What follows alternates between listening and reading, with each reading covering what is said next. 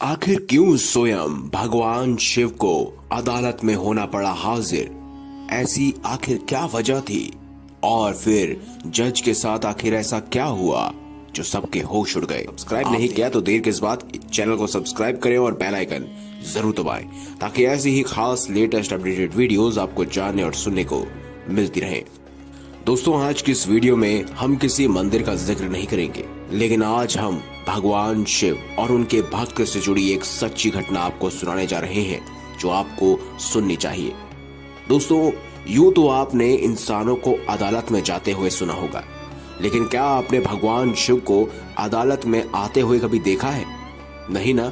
ये चमत्कार से कम नहीं, ये घटना घटी थी 40 साल पहले, जब वृंदावन में एक संत रहा करता था जो रोज भगवान शिव की नित्य पूजा करता और शिवलिंग पर हमेशा जलाभिषेक करता और वहां की मिट्टी को तिलक के रूप में लगाकर वापस लौटाता। लेकिन कभी भी वो मंदिर के अंदर नहीं जाते थे। वहां आसपास के सभी लोग उन्हें जज साहब कहकर पुकारते थे। एक दफा एक व्यक्ति ने वहीं के पुरोहित से पूछा कि उन्हें सब जज साहब कहकर क्यों बुलाते हैं। तब पुरोहित ने उन्हें वो सच्ची घटना बताई। कुछ समय पहले दक्षिण भारत के एक शहर में ये व्यक्ति जज हुआ करता था, जिसने एक बार एक ऐसे व्यक्ति का केस लड़ा कि उसके बाद से इनकी जिंदगी बदल गई। दरअसल दोस्तों, बात ये है कि ये जिस शहर में रहते थे उस शहर से सटा हुआ एक गांव था जहां भोला नाम का एक व्यक्ति रहता था। वह व्यक्ति काफी भोला और गरीब था, जिसने अपनी बेटी की शादी के लिए गांव के जमींदार से कर्ज लिया था। और जब भोला ने ब्याज सहित उन पैसों को चुकाने के लिए जमींदार के पास गया तो जमींदार ने उसे एक कागज में हस्ताक्षर करवा लिए। उसमें लिखा था कि भोला सारे पैसे ब्याज सहित चुका दिया है। जिसके बाद जमींदार ने कहा कि भोला, इस कागज को ध्यान से पढ़ लो।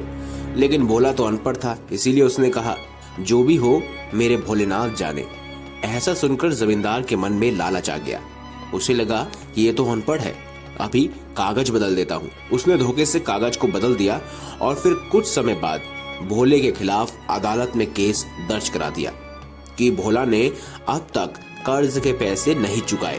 केस के दौरान जब भोला ने अपने बचाव के लिए वह कागज पेश किया तो जमींदार ने उसे भी बदल दिया।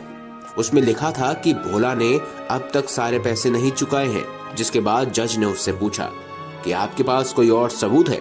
तो उसने कहा कि नहीं, जब मैं पैसे दे रहा था तो वहां कोई मौजूद नहीं था सिवाय मेरे भोलेनाथ के। तब अदालत ने भोलेनाथ को अदालत में पेश होने की इच्छा जताई। अगली सुनवाई के दौरान अदालत में एक बूढ़ा व्यक्ति पहुंचा जिसने गले में रुद्राक्ष की माला पहनी हुई थी और उसने जज साहब से कहा, भोला बेकसूर है। जज ने सबूत मांगा तो बूढ़ा व्यक्ति का कहना था कि जमींदार के कमरे के तीसरे कवर्ट में फाइल नंबर 12 में भोला के बेकसूर होने के सबूत है। जब इसकी छानबीन की गई तो पता चला कि यह वाकई सच था। उस व्यक्ति का नाम भोलेनाथ था। जिसके बाद जज ने भोला से पूछा कि यह बूढ़ा व्यक्ति कौन है, तो भोला ने उसे सारी बात बताई।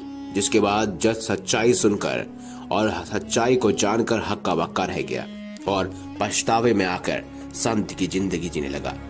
दोस्तों, जज को सबसे बड़ा पछतावा था कि साक्षात भोलेनाथ अदालत में आए थे और उनके सामने वो एक कुर्सी पर बैठा रहा। उन्हें पता ही नहीं चला कि यह साक्षात भोलेनाथ है। तब जज ने इस पछतावे की वजह से संत की जिंदगी जीना शुरू कर दी। तो दोस्तों, आपका क्या मानना है इस कहानी को लेकर? अगर ये वीडियो आपको अच्छी लगी हो तो इस वीडियो को लाइक करें, हमारे चैनल को सब्सक्राइब करें और ज्यादा से ज्यादा शेयर अवश्य करें। मिलेंगे अगली बार एक नई खास वीडियो के साथ, तब तक के लिए बहुत बहुत धन्यवाद।